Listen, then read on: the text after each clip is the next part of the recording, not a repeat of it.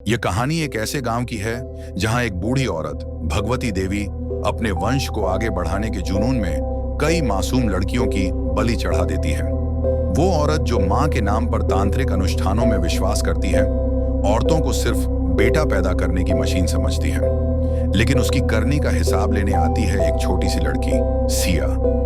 उसके पास है एक ऐसी आत्मिक शक्ति जिसे न कोई देख सकता है न समझ सकता है।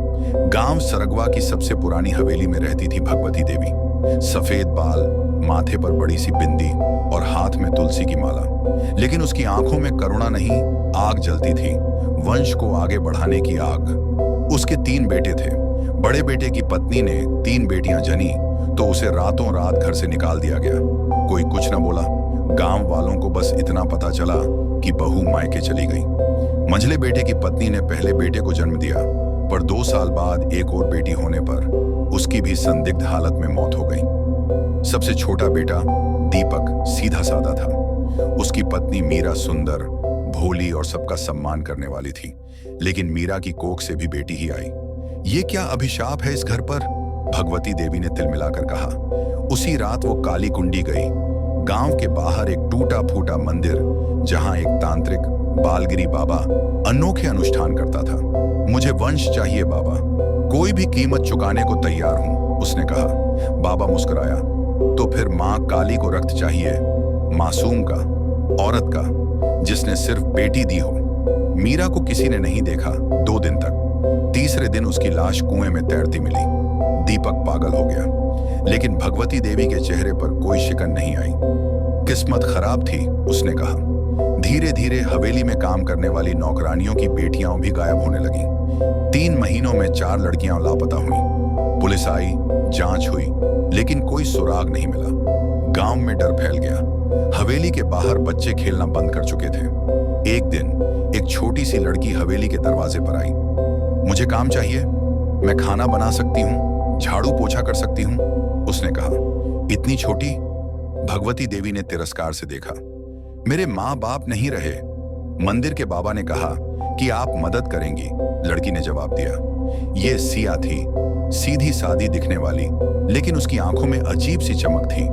उसे काम पर रख लिया गया, लेकिन सिया कोई आम लड़की नहीं थी। उसकी बड़ी बहन उन्हीं गायब लड़कियों में से एक थी, और सिया जानती थी कि इस हवेली में कुछ बहुत गहरा और डरावना है।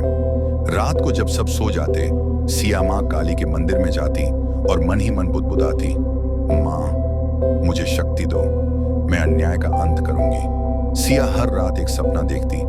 एक औरत काली साड़ी में, खून से सने हाथ, उसके पास खड़ी होती और कहती, तू मेरी संतान है, सत्य का वारिस, जा न्याय कर। धीरे धीरे सिया में एक अलग सी शक्ति आनी शुरू हुई। वो अंधेरे में देख सकती थी, लोगों के मन पढ़ सकती थी, और सबसे बड़ी बात, उसे अब मीरा की आत्मा दिखने लगी। मीरा की आत्मा हर रात हवेली के कुएं के पास रोती। सिया ने उससे बात की। मैं मरी नहीं, मुझसे बलि ली गई, मीरा ने कांपते हुए कहा। सिया ने तांत्रिक बालगिरी बाबा के खिलाफ सबूत इकट्ठे करने शुरू किए। उसने उसके पुराने अनुष्ठानों की किताबें चुराईं। भगवती देवी की तिजोरी में छुपा रखा वो लाल धागा और कुंडली भी मिली, जिसमें हर उस लड़की का नाम लिखा था जिसे बलि चढ़ाया गया। एक रात सिया ने देवी के मंदिर में जाकर खुलकर माँ काली से प्रार्थना की। उस रात आंधी आई, मंदिर की घंटियां बजीं और काली मूर्ति की आंखों से लाल रोशनी निकली। समय आ गया है, एक आवाज आई। सिया ने सबको हवेली के पिछवाड़े बुलाया, गांव वाले, पुलिस, पत्रकार। उसने कुएं से मीरा की सड़ी गली चूड़ियां निकाली, किताबें दिखाईं, और सबसे बड़ा सबूत, भगवती देवी के हाथों की वो तांत्रिक माला जिस पर खून के निशान थे। भीड़ में भगवती देवी चिल्लाने लगी, झूठ है ये सब, ये लड़की झूठ बोल रही है। तभी हवा में एक जोरदार झटका हुआ, मंदिर की घंटियां बजीं और मीरा की आत्मा प्रकट हुई। मैं झूठ नहीं हूं, उसने कहा। भगवती देवी जमीन पर गिर गई। उसके मुंह से झाग निकलने लगा। मां, मुझे माफ कर दो, वो बुदबुदाई। भगवती देवी को जेल नहीं ले जाया गया, उसे पागल खाने में डाल दिया गया, जहां वो हर रात चिल्लाती, मां आ रही है, मां खून मांगती है।